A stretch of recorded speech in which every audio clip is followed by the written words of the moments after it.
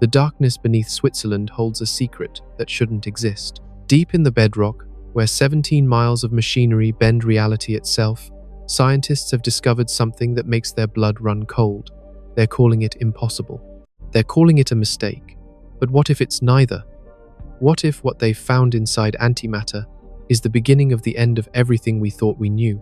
For 70 years, we've been told antimatter was simple, mirror matter, the opposite of everything. When it touches regular matter, annihilation, pure energy, clean physics, predictable, safe, in its own terrifying way. But that story just died in the tunnels beneath Geneva, and what's emerging from the wreckage is so disturbing that physicists are speaking in whispers, checking their data again and again, hoping desperately that they made a mistake. They didn't. CERN, the European Organization for Nuclear Research, isn't just another laboratory. It's humanity's cathedral to the fundamental forces of existence. The Large Hadron Collider, that 17-mile underground ring where particles scream toward each other at nearly the speed of light, has given us the Higgs boson, confirmed the Standard Model, and opened windows into the first microseconds after the Big Bang. These people don't make amateur mistakes. They don't see things that aren't there. When CERN announces a discovery, the world listens. And right now, they're announcing something that shouldn't be possible. The discovery centers on antimatter specifically, antihydrogen.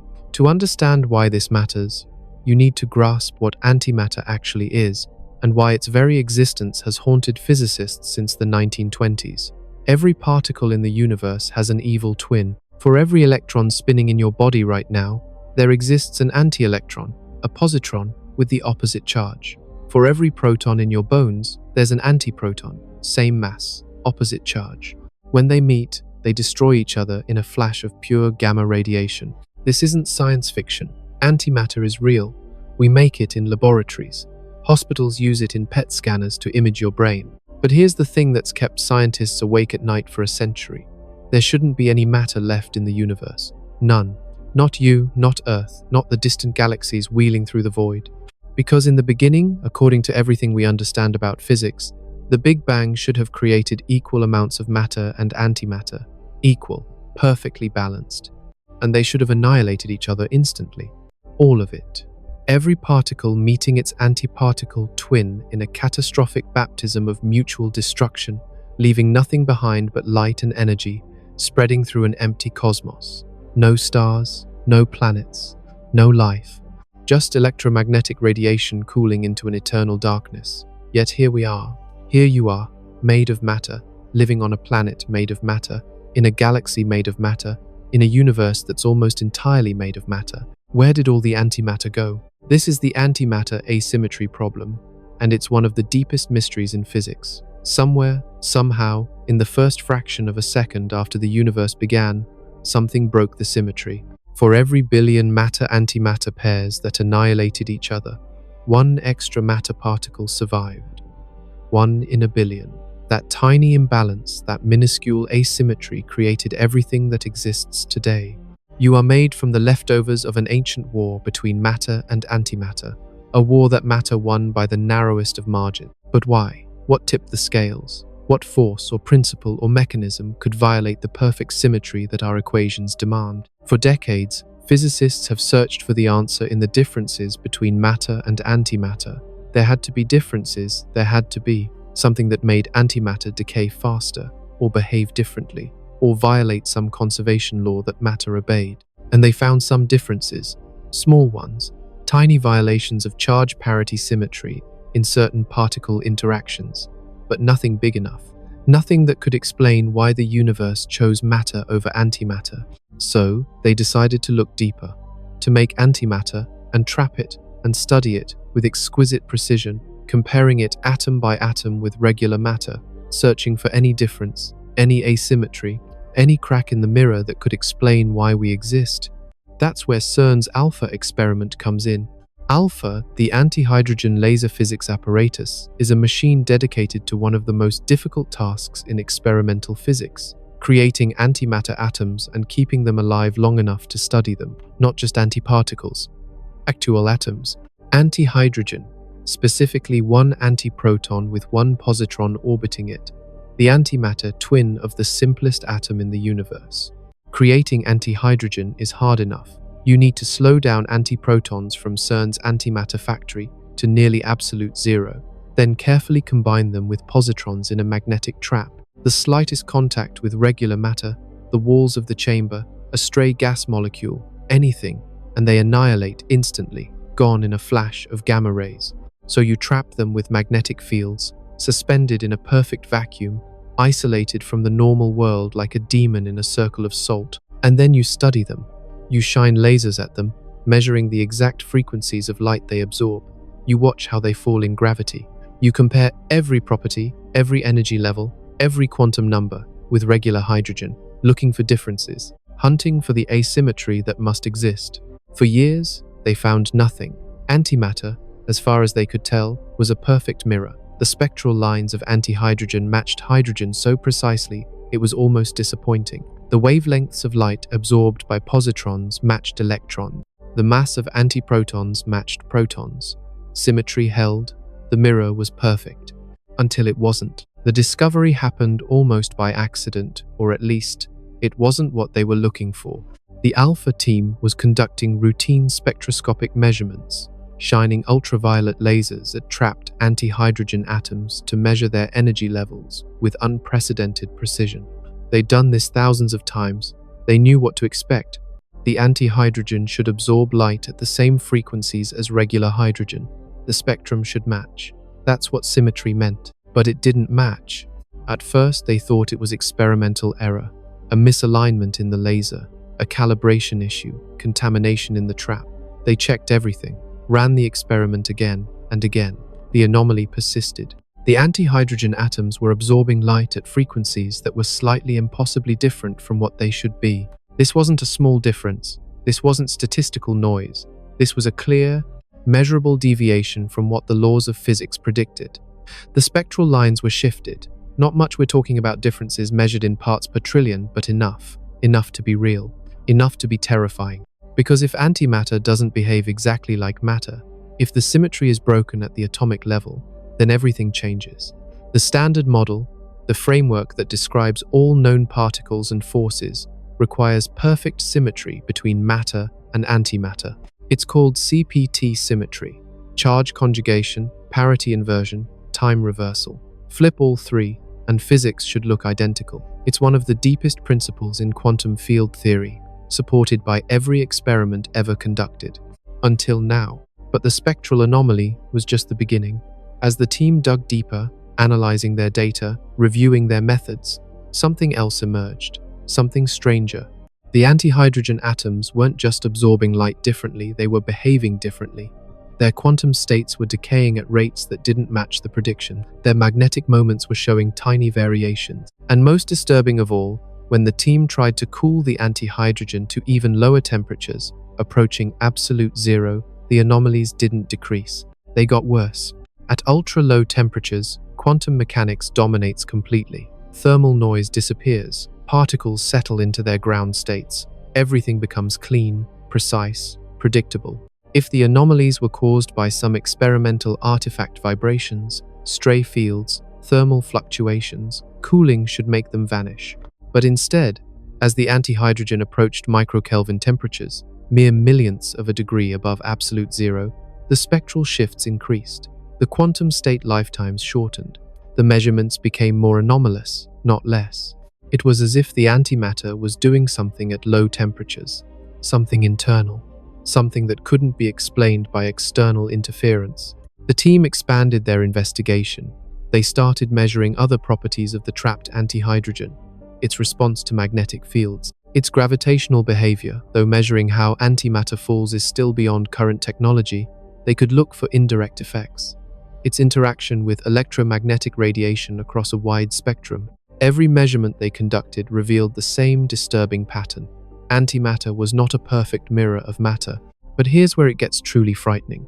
The deviations weren't random. They weren't statistical fluctuations or measurement uncertainties. They showed structure, pattern. As if there was something inside the antimatter, some internal degree of freedom, some hidden variable that didn't exist in regular matter. Physicists started using a word they rarely speak: complexity. Antimatter wasn't supposed to be complex. It was supposed to be simple, elementary. fundamental. An antiproton is just a proton with opposite charge, nothing more, nothing less. A positron is just an electron with opposite charge. You combine them, you get antihydrogen, the mirror image of hydrogen, the simplest atom. One nucleus, one orbiting particle. Two components, simple. But the data suggested something else was going on. The spectral measurements, when analyzed in detail, showed patterns that couldn't be explained by a simple two-particle system. There were extra energy levels, subtle splitting of spectral lines that shouldn't exist, hints of internal structure that the standard model doesn't predict and can't explain. It was as if antimatter had layers, depth, structure that regular matter doesn't possess. Now, before we go further, let me be absolutely clear about something. This discovery hasn't been fully confirmed yet. The Alpha collaboration has published their preliminary results, but the scientific community is still digesting the implications. Other teams are attempting to replicate the findings. The baryon-antibaryon symmetry experiment BASE is conducting parallel measurements. The G-bar experiment is preparing to drop antimatter to see if it falls up or down. Everyone is checking, double-checking, searching for alternative explanations. Because if this is real, if antimatter truly has internal complexity that matter lacks, then we're not just talking about a modification to the standard model. We're talking about a complete revolution in our understanding of reality. We're talking about the possibility that the universe is fundamentally asymmetric at a level we never suspected. We're talking about matter and antimatter being not opposites, but fundamentally different kinds of substance. And that opens doors to places we never wanted to go. Think about what this means. For a century, we've built our understanding of particle physics on symmetry principles, conservation laws, CPT invariance, the idea that nature treats particles and antiparticles equivalently. These aren't just abstract mathematical principles, they're the foundation of quantum field theory, the basis of every prediction we make about particle behavior, the scaffolding that holds together our entire theoretical framework. If that symmetry is broken, if antimatter is fundamentally different from matter, then all of that scaffolding becomes suspect. Every prediction, every calculation, every assumption we've made about the early universe, about particle creation, about the fundamental forces, all of it rests on a foundation that might be crumbling. And there's something else, something the physicists are only beginning to whisper about in conference rooms and late-night emails. If antimatter has internal structure that matter lacks, where did that structure come from? What mechanism could create complexity in antimatter, but not in matter? What force, what principle, what aspect of reality could violate symmetry so profoundly? One possibility is that we're missing fields, missing particles. The standard model describes 3 generations of matter particles, quarks, and leptons, plus the force carriers and the Higgs boson. But what if there are particles we haven't discovered yet? Dark sector particles that couple differently to matter and antimatter. Hidden fields that give antimatter properties we can't directly observe, but can infer from these spectral measurements. This is the dark antimatter hypothesis, and it's gaining traction among theorists trying to explain the CERN results. The idea is that antimatter interacts with dark matter or dark energy in ways that regular matter doesn't. Remember, we know dark matter exists, we see its gravitational effects everywhere in the universe, but we have no idea what it's made of. We've never detected a dark matter particle. What if dark matter couples preferentially to antimatter? What if the extra structure CERN is seeing is actually antimatter interacting with a dark sector we can't otherwise observe? It's a seductive idea. It would explain the complexity. It would explain why the anomalies appear at low temperatures. That's when quantum effects involving very light dark particles would become significant. It would even explain the antimatter asymmetry in the early universe. If antimatter couples to dark matter, it could have been swept up and hidden in the dark sector, leaving regular matter to dominate the visible universe. But it creates as many problems as it solves. If antimatter couples to dark matter, why don't we see evidence of this in particle colliders? When we create antimatter at CERN or Fermilab, it should interact with whatever dark matter is passing through the laboratory. We should see missing energy, anomalous decays, something. But we don't. The dark matter, if it's there, is invisible even to antimatter, except, apparently, when that antimatter is isolated in a magnetic trap at microkelvin temperatures. Why? What's special about those conditions? Some theorists are proposing that it's about coherence. In normal particle physics experiments, antimatter exists for nanoseconds before annihilating, too brief for quantum coherence with dark sector fields to develop. But in the alpha trap, antihydrogen atoms survive for minutes, even hours, long enough for quantum states to become entangled with dark degrees of freedom, long enough for hidden structure to emerge. If that's true, and it's a big if, then what CERN has created isn't just antimatter, it's a window into the dark sector, a portal to the 95% of the universe we can't see. And what they're glimpsing through that window is suggesting that the dark sector isn't simple and uniform. It has structure, complexity, maybe even. No, let's not go there yet. There's another possibility, and it's even more disturbing. What if the internal structure isn't internal at all? What if antimatter is interacting with something from outside our space-time? Extra dimensions, parallel branes, the quantum vacuum itself. String theory and its variants predict that our four-dimensional space-time might be embedded in a higher dimensional structure. Most of those extra dimensions are supposed to be curled up, compactified at scales so small we could never probe them. But what if antimatter is sensitive to those extra dimensions in ways that regular matter isn't? What if the complexity CERN is observing is actually antimatter, reaching into spatial dimensions we can't access? This sounds like science fiction, but the mathematics is disturbingly plausible. In certain brain world scenarios, matter and antimatter could couple differently to bulk fields that exist in the extra dimension. Regular matter would be confined to our four-dimensional brain, but antimatter might have subtle interactions with the bulk. Too weak to observe under normal conditions, but measurable when you trap antihydrogen atoms in perfect isolation and cool them to nearly absolute zero. If this is what's happening, the implications are staggering. It would mean antimatter is a bridge between our universe and whatever lies beyond it. That every antiparticle carries within it a connection to dimensions we cannot see, cannot access, cannot even properly imagine.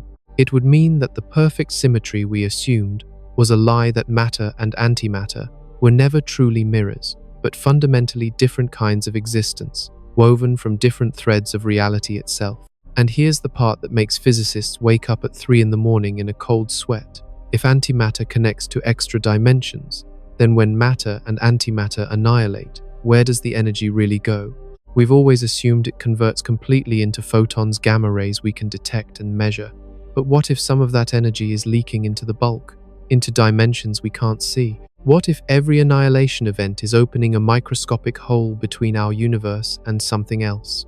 CERN creates and destroys billions of antiparticles every year, trillions over the decades since they started making antimatter.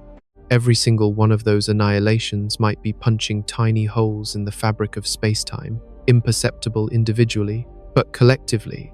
Over decades, across all the antimatter experiments in all the laboratories worldwide, are we weakening the barriers between our universe and others? Stop, breathe. This is speculation piled on speculation, but you have to understand this is what keeps theoretical physicists up at night. This is what they're discussing in hushed tones at conferences. Because the CERN data is real, the anomalies are real, and every conventional explanation they've tried has failed. When you eliminate the impossible, whatever remains, however improbable, must be the truth. And right now, the remaining explanations are all impossible in their own way. Let me tell you what happened 3 weeks after CERN published their preliminary results. It wasn't widely reported. Science journalists were still trying to understand the spectral data, and the physics community was deep in analysis mode. But something occurred that sent ripples of unease through the antimatter research community. The alpha trap failed. Not failed as in broke down, failed as in lost containment. For 16 hours and 43 minutes, they had a stable population of antihydrogen atoms suspended in the magnetic trap. Hundreds of them, I record. The team was conducting extended measurements, mapping out the anomalous spectral features with unprecedented precision. Everything was nominal. The magnetic fields were stable. The vacuum was perfect. The temperature was holding at 3 microkelvin. And then the antihydrogen just left. Not all at once. The trap didn't fail catastrophically. The magnetic fields didn't collapse. But over the course of about 90 seconds, Every single antihydrogen atom escaped confinement. One by one, they drifted through the magnetic walls as if those walls weren't there, touched the chamber walls, and annihilated in flashes of gamma radiation. The sensors recorded each annihilation, counted them, tracked them, but couldn't explain them. Magnetic traps for charged particles work on simple, well-understood principles. Charged particles gyrate around magnetic field lines. If you arrange the fields correctly, creating a magnetic bottle, the particles spiral but can't escape. They're reflected back toward the center. It's not exotic physics. We've been doing this since the 1950s. It works. It's reliable, unless the particles stop being charged. The data analysis team spent 2 weeks reviewing the failure. They checked every sensor, every field measurement, every possible equipment malfunction. Nothing. The trap was working perfectly. The magnetic fields were exactly where they should be. Yet the antihydrogen escaped, as if it had become neutral, not electrically neutral. It was already that, but magnetically neutral, as if its magnetic moment had vanished. But that's impossible. An antihydrogen atom has a magnetic moment because of the spin of the positron and the antiproton. Those magnetic moments are fundamental properties. They can't just disappear. It would be like mass vanishing, or charge ceasing to exist. These are intrinsic quantum numbers. They're conserved. They're eternal. Unless antimatter can somehow turn off its quantum properties. The Alpha team hasn't published this data yet. They're trying to understand it, trying to find a conventional explanation. But word leaked out through the collaboration. Over 200 physicists are involved.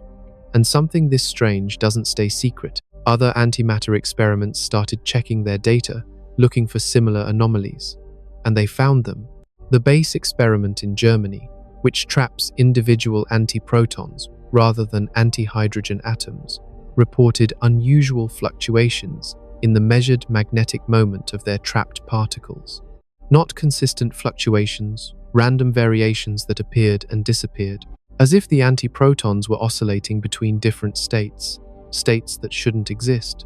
The Asakusa experiment in Japan, which creates beams of antihydrogen atoms for spectroscopy, noticed that their beam intensity was fluctuating in ways their simulations couldn't predict. Sometimes they'd get more antihydrogen than they should, sometimes less. The variations didn't correlate with anything, not the antiproton production rate, not the positron accumulation, not the mixing efficiency. It was as if the antihydrogen was appearing and disappearing independent of the source. 3 different experiments, 3 different techniques, 3 different laboratories, all seeing anomalies that suggested antimatter was doing something weird, something quantum mechanically forbidden, something that violated the very principles that make quantum mechanics work. And then the Chinese reported their results. China has been quietly building up its antimatter research program for the past decade. They have a smaller facility than CERN, but they've been pursuing some creative experimental approaches. One of their projects involves creating antimatter in space, or rather, detecting antimatter that comes from space. The Dark Matter Particle Explorer, launched in 2015, includes sensors specifically designed to catch antiparticles from cosmic rays. They found something, an excess. Too many antiprotons coming from certain directions in space. Too much antihelium-3 to be specific, which should be extraordinarily rare. The cosmic ray background should be mostly regular matter, with just a tiny fraction of antimatter from particle collisions or dark matter annihilation. But DAMP was seeing antiparticle rates that were too high, significantly too high. The initial interpretation was exciting. Maybe this was evidence of dark matter annihilation, dark matter particles colliding in the galactic halo, producing matter-antimatter pairs, and we were seeing the antimatter signature. That would be huge. It would be the first direct detection of dark matter through its annihilation products. But when they compared the DAMP results with the CERN anomalies, patterns emerged. The excess antiparticles from space showed spectral characteristics, energy distributions, angular correlations that matched the complexity CERN was seeing in trapped antihydrogen. As if the cosmic antimatter had the same internal structure, the same hidden variables, the same impossible properties, which raised a terrifying question. How much antimatter is actually out there? We've always assumed the universe is matter-dominated, that the antimatter asymmetry left us with a cosmos made almost entirely of particles. with antiparticles existing only as rare, short-lived creations from high-energy collisions. But what if we're wrong? What if there are regions of space pockets, domains, entire galaxies made of antimatter? We wouldn't necessarily know. If antimatter forms stars and planets just like matter does, if it emits light the same way, we couldn't tell the difference just by looking. Only direct sampling would reveal the truth. The conventional wisdom is that this can't be the case. If there were large antimatter regions, we'd see annihilation radiation at the boundaries where matter and antimatter domains met. We'd see gamma-ray signatures lighting up the cosmic microwave background. We don't see that. The universe looks uniformly matter-dominated, but the conventional wisdom assumes antimatter behaves like a perfect mirror of matter, and that assumption just died in the tunnels beneath Switzerland. If antimatter has properties, we don't understand if it can interact with dark matter, if it couples to extra dimensions, if it has internal complexity that makes it behave differently from our models predict, then maybe it doesn't create the annihilation signatures we expect at domain boundaries. Maybe matter and antimatter can coexist in closer proximity than we thought. Maybe the universe has hidden antimatter regions we've been blind to because we were looking for the wrong signals. The damp results suggest this isn't just speculation. The antiparticle excess is real, the spectral signatures are real. And if they match the CERN anomalies, it means the weird behavior isn't an artifact of laboratory conditions. It's fundamental to antimatter itself. Wherever antimatter exists in the universe, it's doing these impossible things. It has been since the beginning.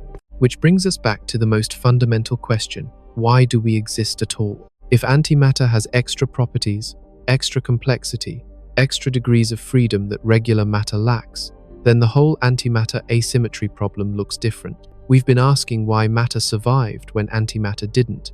But maybe that's the wrong question. Maybe the right question is, why didn't antimatter survive better? Think about it. If antimatter can interact with dark matter, if it couples to extra dimensions, if it has all this hidden structure, then it has more ways to lose energy, more channels for decay, more opportunities to convert into other forms of existence. In the first microseconds after the Big Bang, when the universe was a seething plasma of particles and antiparticles and energy, antimatter might have been disappearing through channels we never knew existed, leaking into the dark sector, tunneling into extra dimensions, converting into forms we can't detect. Regular matter, simple, stupid matter, without all that complexity, just stayed here, in our 4 dimensions, in the visible sector. It couldn't go anywhere else. It had nowhere to leak to. So it survived, not because it won a war with antimatter, but because antimatter had escape routes that matter didn't. We exist because we're simple. Antimatter vanished because it was complex. It's a beautiful theory, elegant. It explains the asymmetry without requiring any new physics beyond what CERN is already seeing. But it has a dark corollary. If antimatter has been leaking into other dimensions or the dark sector since the Big Bang, if it's been accumulating there for 13.8 billion years, then there's a lot of antimatter in places we can't see, potentially more antimatter than matter. The universe might be dominated by antimatter, just not in the parts of reality we can access. And if those other parts of reality are getting heavier with accumulated antimatter, denser with antiparticles, eventually they're going to start affecting our world, through gravity, if nothing else. Dark matter, which makes up 85% of the matter in the universe, might be partially or entirely antimatter that leaked into the dark sector. We're already feeling its gravitational effects. It's shaping galaxies, curving space-time, holding the cosmic web together. But what if it's not stable there? What if the antimatter in the dark sector is accumulating, building up like charge in a capacitor, and at some point it's going to discharge? Not all at once, the universe is too big for that, but in local events. Eruption. Breakthroughs where the boundary between our sector and the dark sector becomes thin, and the accumulated antimatter pours through. Would we see it coming? Could we even recognize it if we did? There's astronomical evidence that might fit this picture, though it's controversial. Fast radio bursts, those mysterious millisecond duration pulses of radio energy from distant galaxies. Nobody knows what causes them. Magnetars, neutron star collisions, and various exotic scenarios have been proposed. But some of the FRB characteristics are hard to explain with conventional astrophysics. The energies are too high. The durations are too short. The repetition patterns are too weird. What if they're matter-antimatter annihilation events? Not regular annihilation, not just particles meeting antiparticles, but bulk annihilation, large-scale contact between a matter region and an antimatter region leaking through from the dark sector. A cubic kilometer of antimatter suddenly appearing in the interstellar medium would release more energy than a supernova, and it would do it in microseconds. The radio burst would be electromagnetic radiation from the annihilation region, redshifted by billions of years of cosmic expansion. The mathematics works, the energy scales work, the duration works. It even explains why most FRBs are non-repeating. They're one-time events where a small pocket of dark sector antimatter found a weak spot in the dimensional boundary and punched through. The repeating FRBs might be coming from locations where the boundary is chronically unstable, where antimatter keeps leaking through in pulses. String theorists have started modeling what these boundary instabilities might look like. In their equations, space-time isn't a smooth fabric but a foam of quantum fluctuations at the Planck scale, distances so small that our conventional notions of space and time break down completely. At that scale, our universe and the dark sector, or extra dimensions, aren't separated by an impenetrable wall, but by a probabilistic barrier. Most of the time, the barrier holds. Matter stays in the matter sector. Antimatter that leaked into the dark sector stays there. But probability isn't certainty. Quantum tunneling allows particles to pass through barriers they classically shouldn't be able to cross. And if the dark sector is filling up with antimatter, if it's getting denser and more energetically packed, then the probability of tunneling events increases, not linearly exponentially. There could be a threshold, a critical density of dark sector antimatter beyond which breakthrough events become common. We might be approaching that threshold. We might have already crossed it. The CERN discovery isn't just about spectral lines and magnetic moments anymore. It's about the stability of reality itself. Because if antimatter has been accumulating in the dark sector for nearly 14 billion years, and if that accumulation is approaching a critical point, then we're living in the shadow of a catastrophe we can't see and can't prevent. When the breakthrough events start happening in our local region of space, not in distant galaxies where we see them as radio bursts, but here, in the Milky Way, in our solar neighborhood, what then? A cubic kilometer of antimatter annihilating with regular matter would sterilize everything within light years. The gamma radiation alone would strip the atmospheres off rocky planets. The energy release would trigger fusion in gas clouds, potentially igniting chain reactions. If it happened close enough to Earth, say, within a few dozen light years, we might have days or weeks of warning before the radiation front arrived. Time enough to know what was coming, not time enough to do anything about it. But let me pull back from the apocalyptic scenarios for a moment, because there's another aspect of the CERN discovery that's equally disturbing in a different way. The internal structure they're detecting in antimatter, those extra energy levels, those anomalous spectral features, they're not random. I mentioned this earlier, but I didn't emphasize it enough. The patterns show organization, regularity, almost like coding. When you analyze the spectral data in detail, using sophisticated signal processing techniques, you can extract patterns, repeating motifs, frequencies that appear again and again at different energy scales. It looks similar to what you'd see if you were examining a complex molecule, multiple vibrational modes, rotational states, electronic transitions, all coupled together. But antihydrogen isn't a complex molecule, it's one antiproton and one positron. There shouldn't be multiple anything. Yet the data shows multiplicities, and those multiplicities have structure. They're not random noise. They're organized in ways that suggest underlying rules, symmetries, selection rules that determine which transitions are allowed and which are forbidden.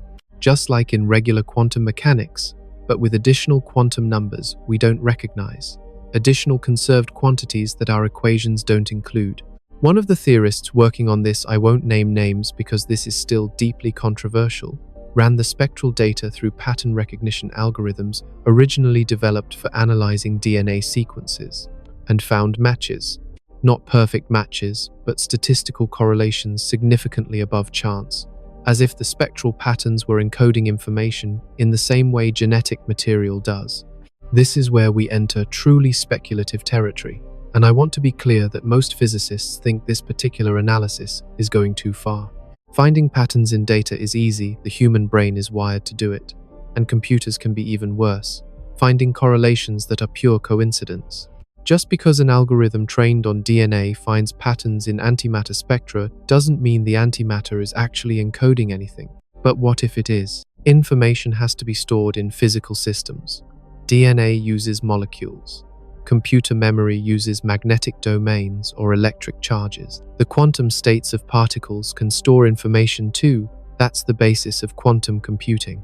If antimatter has extra internal structure, extra degrees of freedom, then it has more capacity for information storage than regular matter, potentially much more. Could antimatter be a storage medium?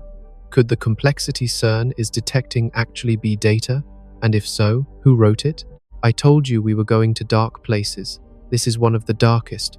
Because if you take this idea seriously, if you genuinely consider the possibility that antimatter contains encoded information, then you have to ask where that information came from. It couldn't have arisen randomly. Information theory tells us that organized, structured information requires a source, an encoder, something or someone that impressed patterns onto the physical substrate. In the case of DNA, that encoder was evolution, billions of years of natural selection, gradually writing useful information into genetic sequences. But antimatter has existed since the Big Bang. If it contains information, that information was either encoded at the moment of creation or was written into it by something that existed before our universe began. Either option is cosmologically disturbing. The first implies that the initial conditions of the Big Bang weren't random, that the universe started with built-in information content, which raises the question of what determined those initial conditions. The second implies that something existed before the Big Bang, some prior structure, some meta-reality that could manipulate the properties of antimatter in our universe. Most physicists reject both options. They argue that we're seeing patterns that aren't really there, that the spectral anomalies have a conventional explanation we just haven't found yet, that suggesting antimatter contains encoded information is wild speculation unsupported by the data. But the data keeps getting stranger. 3 months after the initial CERN announcement, the Alpha collaboration published a follow-up paper with extended measurements. They'd managed to keep antihydrogen atoms trapped for longer periods up to 61 hours, a new record, and conducted high-precision spectroscopy over that entire time. What they found was that the anomalous spectral features changed over time, not randomly, not in response to experimental conditions, but according to patterns that repeated with a period of approximately 3.7 hours. The antimatter was oscillating between different internal states, cycling through configurations that our models say shouldn't exist, and the cycle was regular, periodic, like a clock, or like a signal. When you plot the spectral variations over time, you get a complex waveform, multiple frequency components superimposed. The team did Fourier analysis, breaking the waveform down into its constituent frequencies. They found 7 primary modes, 7 distinct oscillation frequencies that accounted for most of the variation. And those 7 frequencies had a mathematical relationship. They were harmonics, integer multiples of a fundamental frequency, like the overtones of a musical note. Antimatter was singing, and the song had structure. Now, you can explain harmonic relationships through physics. Coupled oscillators produce harmonic spectra. Quantum systems with multiple energy levels naturally generate harmonic frequencies. This doesn't necessarily imply intelligence or design. It could be, probably is just a consequence of whatever new physics governs antimatter's internal structure. But here's what keeps the theorists awake. The fundamental frequency, the base note of antimatter's song, corresponds to an energy scale that appears nowhere else in physics. It's not related to the masses of fundamental particles. It's not tied to the strength of any known force. It's not a harmonic of the Planck frequency or the Hubble parameter or any other cosmologically significant scale. It's just there. A frequency of about 7.6 times 10, -5 electron volts, which translates to a time period of about 3.7 hours. Why that frequency? Why that energy scale? There's no theoretical reason for it, no mechanism that would select that particular value. It's arbitrary, which in physics is deeply unsatisfying. Nature doesn't do arbitrary. Every energy scale, every frequency, every dimensionful constant in physics has a reason for its value, even if we don't always understand what that reason is. Unless the frequency is arbitrary, unless it was chosen, selected from a range of possibilities by something that needed a carrier frequency for whatever antimatter is doing. I'm going to stop dancing around this and say it directly. Some physicists are beginning to suspect that antimatter might be a communication medium, that the internal structure, the oscillations, the patterns in the spectral data might be a signal, not necessarily intended for us. We might just be eavesdropping on a conversation happening in a substrate we barely understand, using physics we're only now discovering. Communication between what and what? That's the question nobody wants to ask out loud, because the possible answers are all unsettling. Communication between different regions of the dark sector, between our universe and other universes in a multiverse, between matter and something that exists in the extra dimensions, between the present and the past or future, if antimatter somehow couples to the time dimension differently than matter does, or, and this is the one that makes even hardened physicists uncomfortable, communication from the universe to itself, information processing, computation, the cosmos using antimatter as a substrate for calculating something, running simulations, modeling its own evolution, optimizing its own physical laws through a process we can't see because we're part of what's being computed. This is the it from bit hypothesis taken to its extreme. The idea that information is more fundamental than matter, that the universe is essentially a computational structure, has been around for decades. Physicists like John Wheeler and more recently Seth Lloyd have argued that reality might be a kind of quantum computer, processing information at every point in space and time. If that's true, you'd expect to find information processing structures embedded in the fundamental fabric of physics. And what CERN might have found is exactly that: antimatter as the universe's computational infrastructure, the dark sector as a massive parallel processing network. Every antiparticle, a node in a cosmic calculation that's been running since the Big Bang and won't finish until the heat death of the universe. What's it computing? Maybe it's computing us. Maybe reality is the output. Now, I need to tell you something that hasn't been made public yet. And the reason I can tell you this is because the information is going to come out anyway within the next few weeks, and you deserve to know before the media panic starts. 3 laboratories have independently detected what they're calling coherent anomalies in their antimatter experiments: CERN, Fermilab, and the Japanese Asakusa experiment. All 3 saw the same thing at the same time, even though they're separated by thousands of miles and using different experimental techniques. For a period of approximately 14 minutes on a Tuesday afternoon last month, I'm not giving you the exact date for reasons that will become clear, all antimatter in all 3 experiments exhibited synchronized behavior. The oscillations I mentioned earlier, the spectral patterns, the internal state transitions they synchronized globally. Antimatter in Switzerland, antimatter in Illinois, antimatter in Japan, all doing the same thing at the same time. This shouldn't be possible. There's no known mechanism for it. The antimatter samples are causally disconnected. No signal could propagate between them fast enough to synchronize their behavior on that timescale. It's like quantum entanglement, but on a macroscopic scale, involving not just pairs of particles, but entire populations of antimatter atoms separated by planetary distances. The synchronization wasn't perfect. There was jitter, variation, noise, but the correlation was statistically overwhelming. P-values in the range of 10, -12. This wasn't coincidence. This wasn't experimental artifact. Something made antimatter everywhere coordinate its behavior, and then it stopped. After 14 minutes, the synchronization broke down. Each experiment's antimatter returned to its local oscillation pattern. Whatever had connected them released its grip. The labs compared data afterward, trying to understand what they'd seen.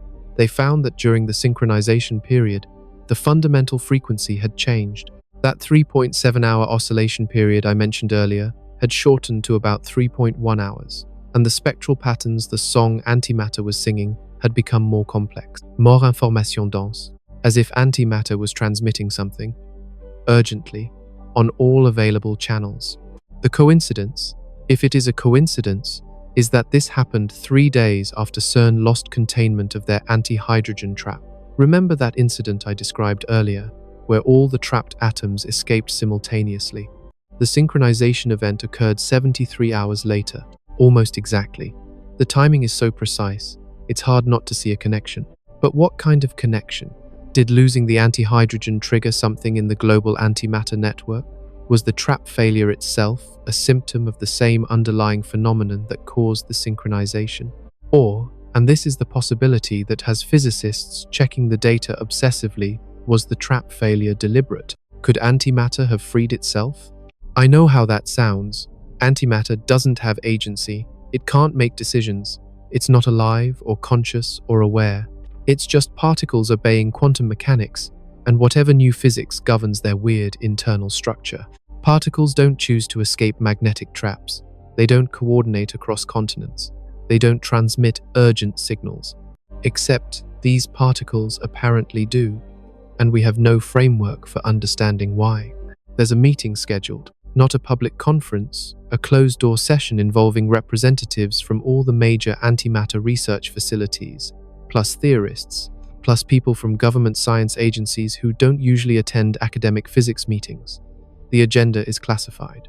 The location is undisclosed. But the purpose, according to my sources in the community, is to decide whether to continue antimatter research at all. Because if antimatter is doing something, if it's part of a larger structure we don't understand, if it's connected to systems in the dark sector or extra dimensions, if it's actively responding to our attempts to study it, then every experiment we run might be provoking a response. Every trap we build might be an intrusion. Every antiparticle we create might be alerting something to our presence, and we have no idea what that something is or how it might react. The conservative position is that we're anthropomorphizing. We're seeing intention where there's only physics. The synchronization event was a natural phenomenon, maybe a fluctuation in the dark matter density as the Earth moved through a region of the galactic halo, maybe a gravitational wave from a distant merger event, maybe something we haven't thought of yet.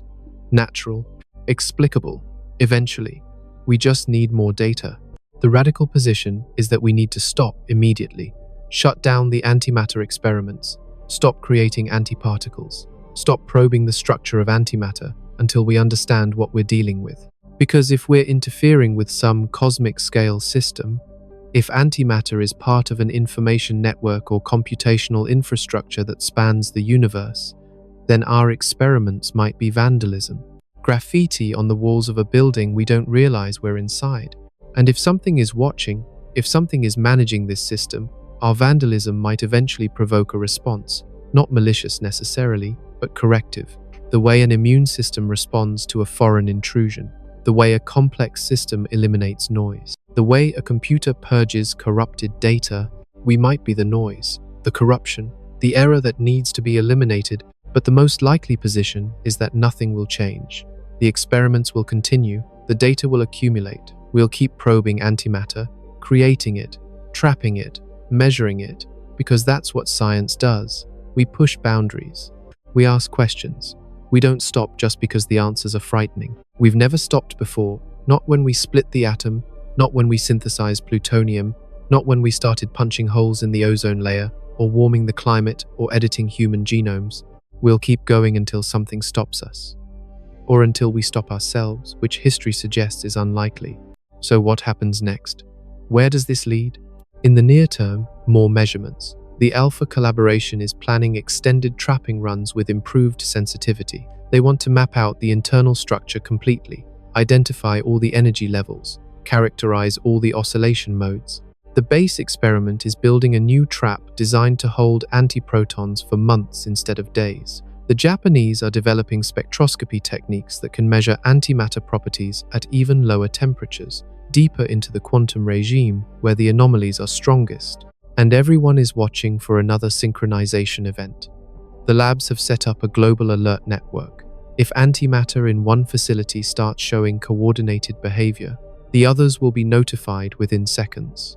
They're recording everything continuously now, archiving all the data, because if synchronization happens again, they want to catch every detail. They want to know what triggers it, what message is being sent, what response the antimatter is coordinating. In the medium term, theory. Physicists are developing new models, new frameworks, trying to incorporate the CERN anomalies into a coherent theoretical structure. Some are extending the standard model with dark sector field. Some are working with extra dimensions. Some are exploring even more exotic possibilities: antimatter as a holographic projection from higher dimensional spaces, or as excitations in a pre-geometric quantum foam, or as topological defects in space-time itself. The math is complex, the implications are mind-bending, but slowly, equations are emerging that can explain at least some of what CERN is seeing. Whether those equations describe reality or are just mathematical curiosities won't be clear until they make testable predictions, and those predictions are verified. And in the long term, that depends on what we find.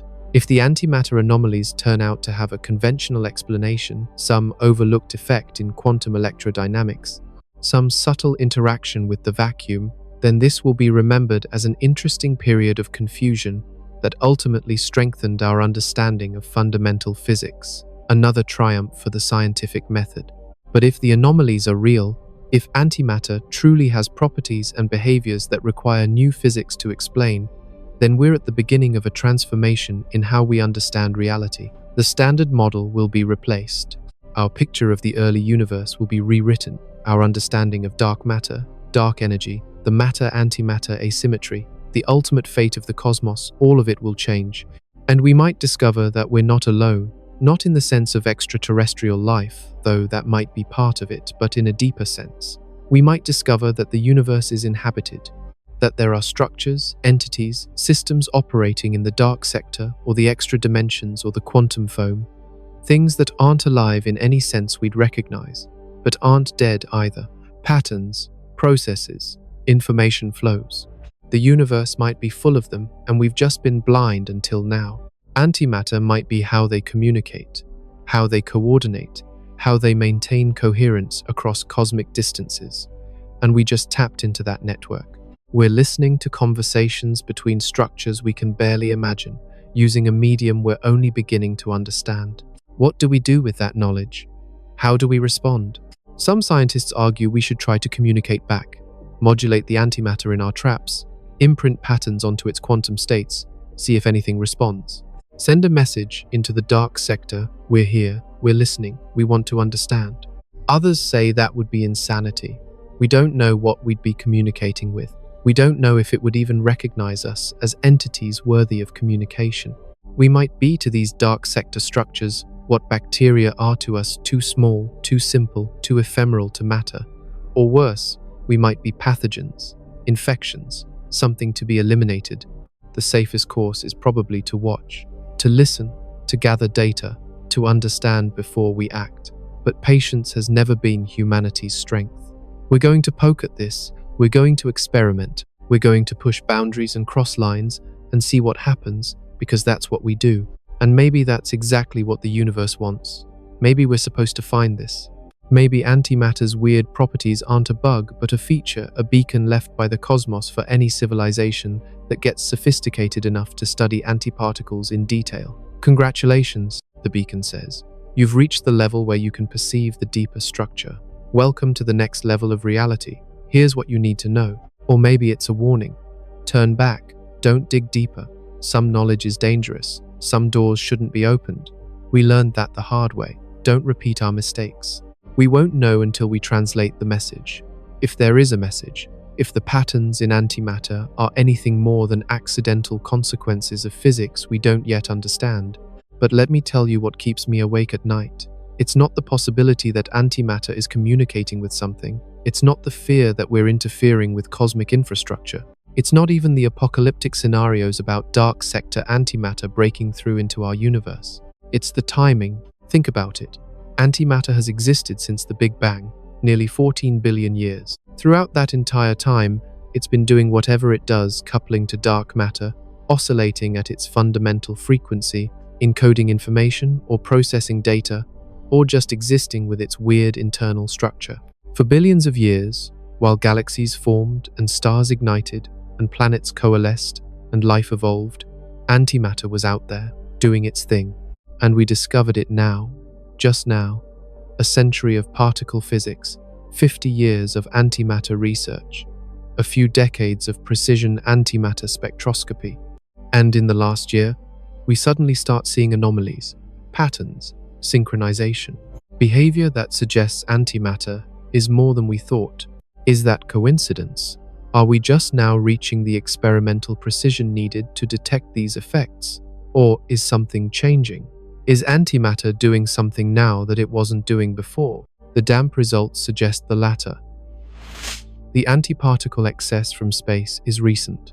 The data only goes back a few years, but when the Chinese team analyzed older satellite data from different missions, they found that the antiparticle flux was lower a decade ago, significantly lower, as if the dark sector is becoming more active, more turbulent, more prone to leaking antimatter into our observable universe.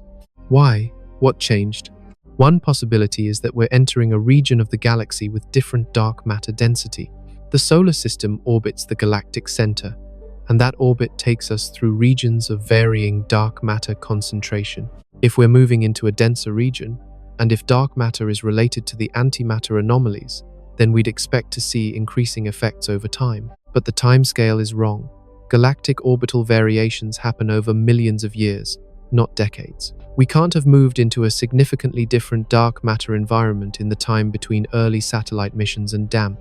Another possibility is cosmological. The universe is expanding.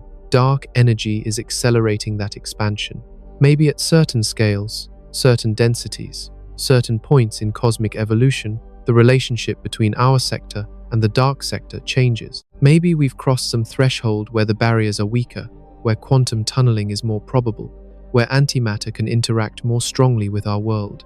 But again, the timescale is wrong. Cosmological evolution happens over billions of years. The expansion rate today is virtually identical to what it was a century ago or a millennium ago.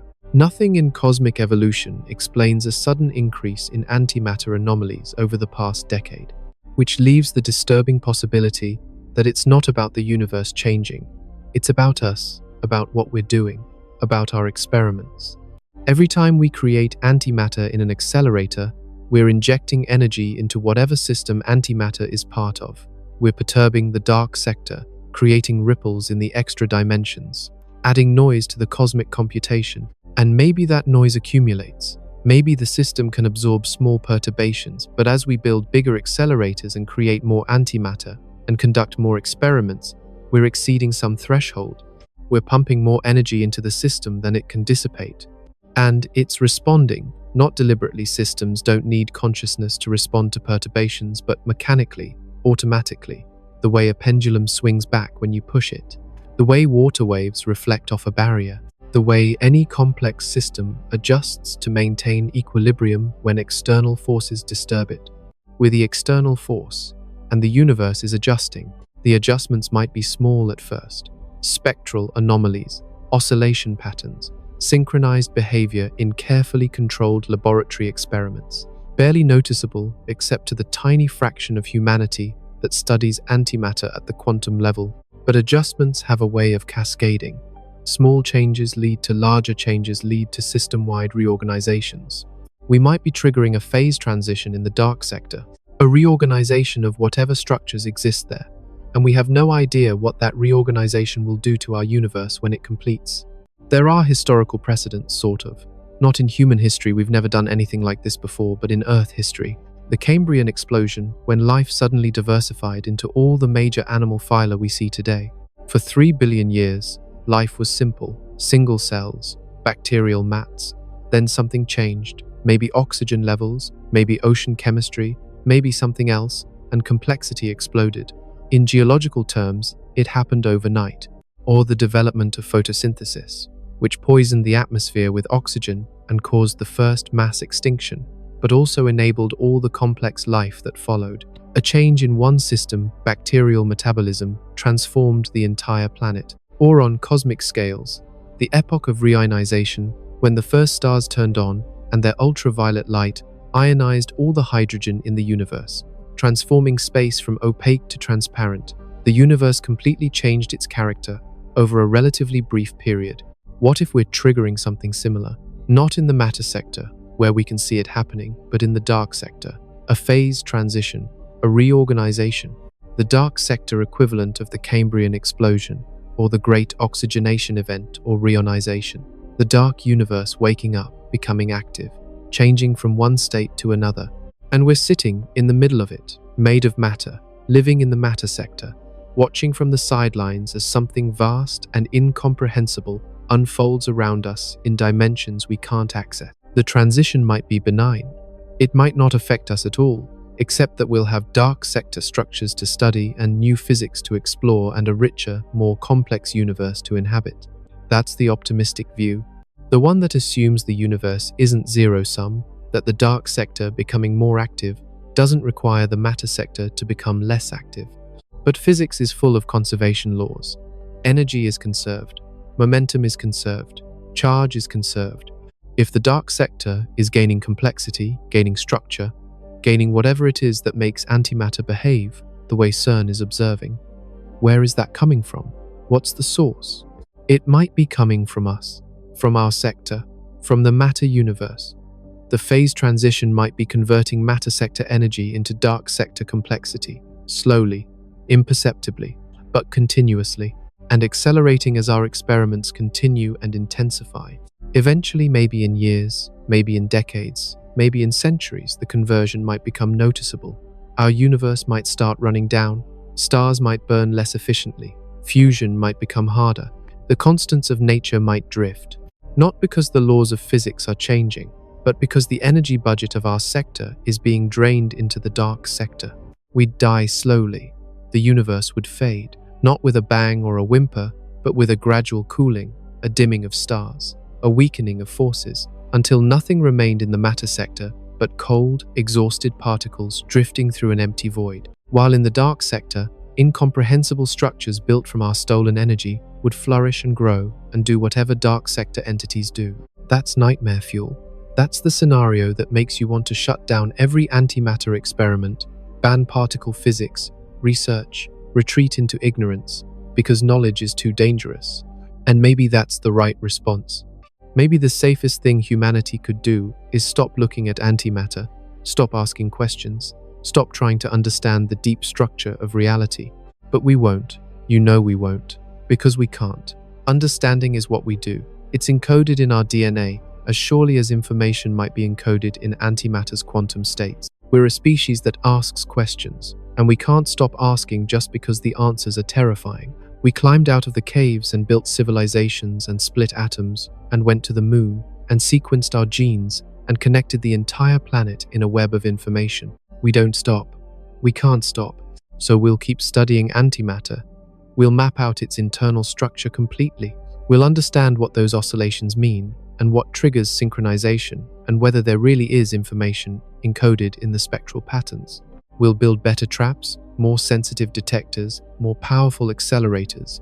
We'll create more antimatter, study it more intensely, push the experiments to their limits. And whatever is going to happen will happen. Maybe nothing. Maybe we'll just gain knowledge. Maybe the universe will reveal its secrets, and we'll integrate them into our understanding and move forward as we always have. That's what happened with relativity, with quantum mechanics, with every previous revolution in physics. We adapted, we learned, we grew, or maybe this time is different. Maybe this time we found something that can't be safely known, that can't be integrated into human civilization without consequences we can't control. Maybe antimatter is the key to Pandora's box, and we're turning it right now. And when the box opens, we'll discover why it was sealed in the first place. The CERN results are just the beginning, the first tremor before the earthquake, the first drop before the flood.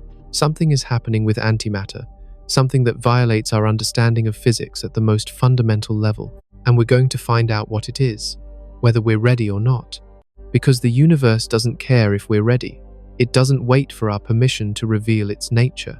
It just is. And we're part of it. Made of the same quantum fields and probability waves and space-time fabric as everything else. We're not outside observers studying reality from a safe distance. We're inside the experiment. We're part of the system, and the system is changing. Deep beneath Switzerland, in the tunnels where antimatter reveals its impossible secrets, the next chapter of human knowledge is being written, or maybe it's being read. Maybe the knowledge was always there, encoded in the structure of reality, waiting for us to develop the tools to perceive it. Maybe we're not discovering new physics, maybe we're remembering old physics, ancient physics, the operating manual for the universe, hidden in plain sight in the particles we barely knew existed. And now we know, now we've seen.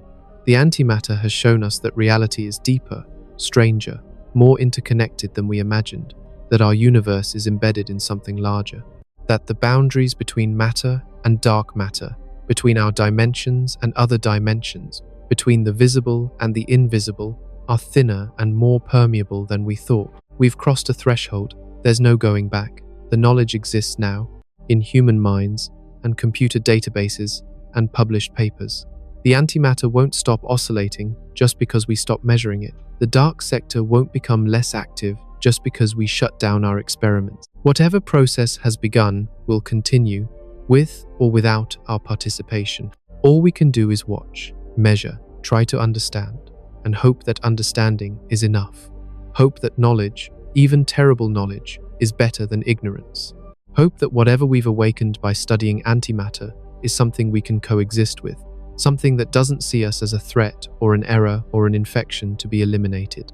Hope that when the universe finally speaks to us clearly, through the medium of antimatter and the dark sector and the hidden dimensions, it has something to say besides goodbye. The scientists at CERN go back to work tomorrow.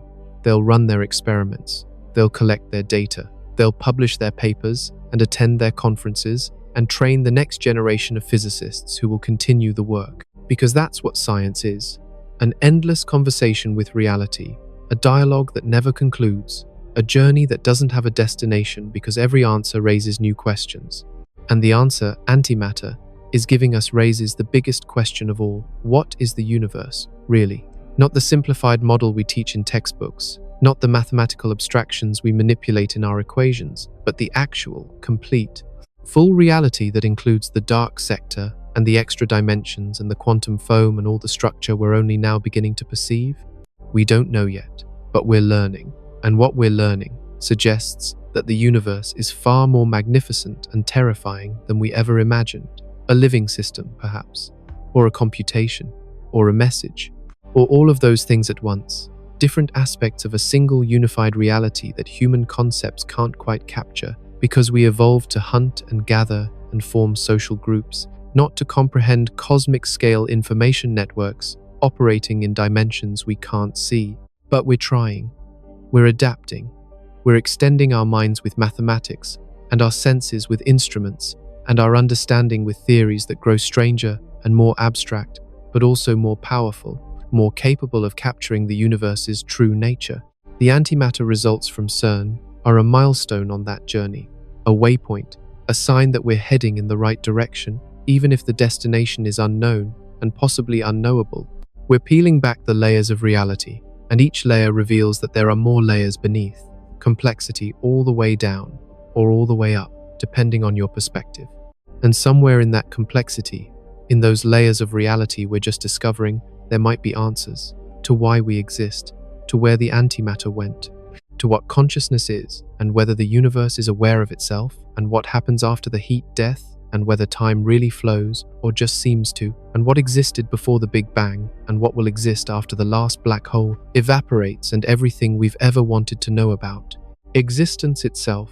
The answers are out there, in the antimatter, in the dark sector, in the structure of space-time and the quantum foam and the extra dimensions, written in a language we're only now learning to read, encoded in a medium we barely understand, waiting for us to ask the right questions. CERN just found something impossible inside antimatter, something that shouldn't exist according to everything we thought we knew, but it does exist, which means everything we thought we knew was incomplete, limited, a first approximation to a deeper truth. And now we begin the work of finding that deeper truth, of understanding what antimatter really is, what it's connected to, what it's doing with its impossible internal structure and its synchronization events and its oscillations that span the cosmos. It's going to take decades, centuries maybe, but we've started. We've seen the anomaly, we've measured the impossible, and we can't unsee it, can't unmeasure it. Can't go back to the simpler universe we thought we inhabited before CERN published their results. We're in a new universe now, one where antimatter is more than the mirror of matter, one where the dark sector might be alive with incomprehensible structures, one where the boundaries of reality are permeable and the depths of existence are far deeper than we imagined. Welcome to the universe that antimatter revealed. Welcome to the cosmos that was always there but hidden behind our limited perception and incomplete theories. Welcome to reality unfiltered, in all its magnificent terror. This is what we asked for when we built the colliders and the traps and the detectors. This is the knowledge we sought when we decided to study the fundamental nature of existence. And now we have it. Now we know that the universe is stranger than we supposed. Stranger than we can suppose, to paraphrase Haldane. All we can do now is keep going, keep measuring, keep questioning, keep pushing into the unknown, because that's the only direction worth traveling. That's the only journey worth taking. Forward, into mystery, into discovery, into the impossible that becomes possible the moment we find the courage to look at it clearly. The antimatter is waiting, the dark sector is watching, the universe is revealing itself layer by layer, secret by secret, and we're here to witness it, to document it, to understand it, if understanding is possible for minds like ours. This is the story of what CERN found inside antimatter, but it's not the end of the story, it's just the first chapter, the first glimpse of something vast, the first word in a message that might take generations to read. We'll be reading it for the rest of human history. And when we finally understand what it says, if we ever do, we'll look back on this moment, this discovery, this impossibility as the moment everything changed. The moment we stopped being alone in the dark and started to perceive the vast, intricate, terrifying beauty of the universe in its full reality. The moment we grew up